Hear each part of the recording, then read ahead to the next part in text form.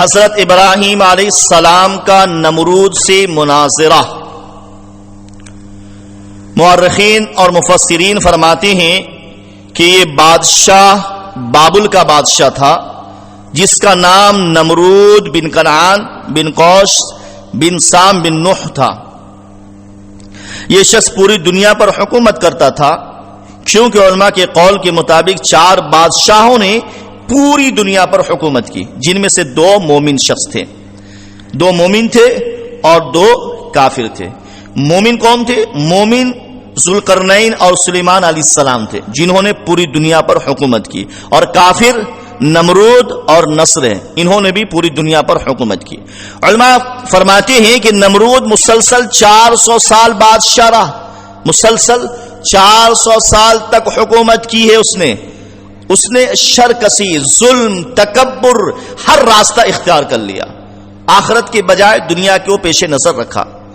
جب ابراہیم علیہ السلام نے نمرود کو اللہ تبارک و تعالیٰ کی وحدانیت، اللہ تبارک و تعالیٰ کی توحید، اللہ تبارک و تعالیٰ کی عبادت کی دعوت دی تو اس نے انکار کر دیا. جہالت کی وجہ سے، گمراہی کی وجہ سے اللہ تبارک و تعالیٰ کا خالق ہونا انکار کر دیا. چنانچہ ابراہیم علیہ السلام نے اس سے بحث کی، مناظرہ کیا، اور اس نے اپنے رب ہونے کا جو دعویٰ کیا تھا تو ابراہیم علیہ السلام نے فرمایا کہ رب میرا وہ ہے، ربی الذی یحیی و یمیت، کہ میرا رب زندہ کرتا ہے اور میرا رب مارتا ہے. میرا رب تو وہ ہے جو زندہ بھی کرتا ہے، مارتا بھی کا. تو اس نے کہا انا احیی و امیت، کہ میرا رب بھی، میں بھی زندہ کرتا ہوں اور میں بھی مارتا ہوں. یعنی اس کے سامنے 2 آدمی پیش کیے گئے نمرود کے سامنے، جن کے لیے سزائے موت کا فیصلہ ہو چکا تھا. اس نے ایک کو قتل کر دینے کا حکم دیا اور دوسرے کو معاف کر دیا. اس طرح اس نے یہ فریب دیا کہ اس نے ایک کو موت دی اور دوسرے کو زندگی بخشی. حالانکہ اس کا یہ عمل حضرت ابراہیم علیہ السلام کی دلیل کا جواب نہیں تھا اور نہ اس کا موضوع مناظرہ سے کوئی تعلق تھا، بلکہ یہ ایک بیکار بات تھی جس سے یہ ظاہر ہو گیا کہ اس کے پاس کوئی دلیل نہیں ہے. چنانچہ حضرت ابراہیم علیہ السلام نے دوسری دلیل پیش کی جس سے نہایت واضح طور پر خالق کا وجود اور نمرود کے دعوے کا بتلانے ثابت ہو جائے. اس کی وجہ سے اس نمرود جو ہے لاجواب ہو جائے. تو حضرت ابراہیم علیہ السلام نے دوسری دلیل پیش کی. ارشاد فرمایا قال ابراہیم فإن اللہ یأتی بالشمس من المشرق فأت بها من المغرب. ابراہیم علیہ السلام نے کہا اللہ تو وہ ہے جو سورج کو مشرق سے نکالتا ہے، لہذا اسے مغرب سے نکال دو، اسے تم مغرب سے نکال دو. یعنی سورج روزانہ مشرق سے نکلتا ہے جسے اسے پیدا کرنے والے، چلانے والے نے مقرر کر رکھا ہے. اگر تو ہی زندگی اور موت کا مالک ہے جیسا کہ تیرا دعویٰ ہے، تو زندہ کرتا ہے، تو موت دیتا ہے، تو چلو ایسا کرو اس سورج کو مغرب سے نکال کے دکھا دو. چونکہ جس کے ہاتھ میں زندگی اور موت کا اختیار ہوتا ہے وہ جو چاہے کر سکتا ہے، اسے منع تھوڑی کیا جا سکتا، نہ مغلوب کیا جا سکتا ہے، بلکہ وہ ہر چیز پر غالب ہوتا ہے اور ہر چیز اس کے حکم کی پابند ہوتی ہے. اگر تیرا دعویٰ سچا ہے تو یہ کام بھی کر دے، ورنہ ثابت کر دے کہ تیرا دعویٰ غلط ہے، جھوٹا ہے. حقیقت یہ کہ تجھے معلوم ہے اور ہر شخص جانتا ہے کہ تو یہ کام نہیں کر سکتا. تو اس قدر عاجز ہے کہ ایک مچھر بھی پیدا نہیں کر سکتا. اس طرح حضرت ابراہیم علیہ السلام نے اس کا جاہل اور عاجز ہونا واضح فرما دیا. لہذا اس کے پاس جواب میں کہنے کو کچھ نہیں رہا، اس کا منہ بند ہو گیا.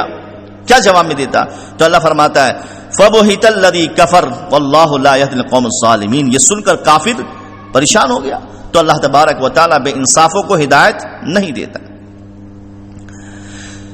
ابراہیم علیہ السلام اور نمرود کے درمیان یہ مناظرہ اس دن ہوا تھا جس دن ابراہیم علیہ السلام آگ سے نکلے تھے. اس سے پہلے ان کا آمنا سامنا نہیں ہوا تھا.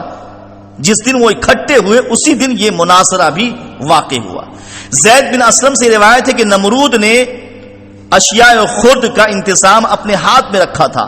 لوگ غلہ لینے کے لیے اس کے پاس جاتے تھے. چنانچہ حضرت ابراہیم علیہ السلام بھی دوسرے لوگوں کے ساتھ غلہ لینے کے لیے چلے گئے. اس وقت اس سے پہلے دونوں کی کبھی ملاقات نہیں ہوئی تھی، وہ اسی دن ہوئی تھی جس دن ابراہیم علیہ السلام آگ سے نکلے تھے، وہ مناظرہ ہوا تھا۔ اس کے بعد غلہ لینے کے لیے جب ان کے پاس پہنچے تو حضرت ابراہیم علیہ السلام کو غلہ دینے سے نمرود نے انکار کر دیا۔ آپ اس کے پاس آئے تو آپ کو غلہ نہیں دیا، اس نے نمرود نے غلہ نہیں دیا۔ جب آپ گھر کے قریب پہنچے تو دونوں بوری میں مٹی بھر لیے اور دل میں سوچا کہ جب میں گھر میں پہنچوں گا تو گھر والے مطمئن ہو جائیں گے، یہ سوچ کر بورا میں مٹی ڈال لیے۔ گھر پہنچ کر انہوں نے بورے کو اتار دیے اور خود سو گئے۔ آپ کی زوجائے محترمہ حضرت سارہ علیہ السلام اٹھ کر بوریوں کے پاس آئیں تو دیکھا کہ عمدہ غلے سے بھرے ہوئے ہیں۔ انہوں نے کھانا تیار کیا۔ جب حضرت ابراہیم علیہ السلام بیدار ہوئے تو دیکھا کہ کھانا تیار ہے۔ انہوں نے پوچھا یہ کھانا کہاں سے آیا؟ تو بیوی نے فرمایا جو آپ لائے تھے اسی سے میں نے تیار کیا۔ تو ابراہیم علیہ السلام سمجھ گئے کہ یہ اللہ تبارک و تعالی نے معجزانہ طور پر عطا فرمایا ہے۔ زید بن اسلم فرماتے کہ اللہ تبارک و تعالی نے اس ظالم بادشاہ نمرود کے پاس ایک فرشتہ بھیجا جس نے اسے ایمان لانے کو کہا، یعنی انسانی شکل میں فرشتہ آیا کہ بھائی ایمان لے کر کے آ جاؤ۔ اس نے انکار کر دیا۔ پھر اس نے دوبارہ دعوت دی کہ بھائی ایمان لے آؤ اللہ تبارک و تعالیٰ کی وحدانیت پر، توحید کو مان لو۔ پھر اس نے انکار کر دیا۔ تیسری بار ایمان کی دعوت دی تو پھر اس نے انکار کر دیا۔ تب فرشتے نے کہا آدمی کی شکل میں جو تھا، کہا ایک کام کرو پھر تم اپنے لشکر کو جمع کرو، میں بھی اپنے لشکر کو جمع کرتا ہوں۔ طلوع آفتاب کے وقت نمرود نے اپنی تمام فوجیں جمع کر لی۔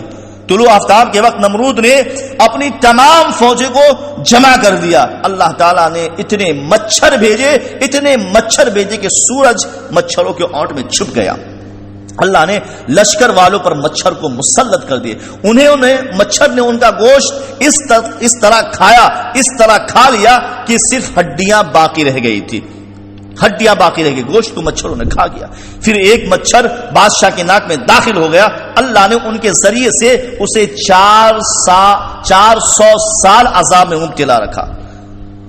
دیکھیے اللہ تبارک و تعالیٰ نے اسی نمرود کو پہلے 400 سال تک حکومت دی، بادشاہت دی، سلطنت دی، اور جب اللہ تبارک و تعالیٰ نے پھر ان کے پاس ابراہیم علیہ السلام کو بھیجا کہ جاؤ توحید کی دعوت دو، ایمان لے کے اللہ کی وحدانیت پر، لیکن اس بادشاہ نے جب انکار کر دیا، اللہ کی وحدانیت پر ایمان نہیں لایا، تو اللہ تبارک و تعالیٰ نے ایک مچھر کے ذریعے سے اسے 400 سال تک عذاب میں مبتلا کرا۔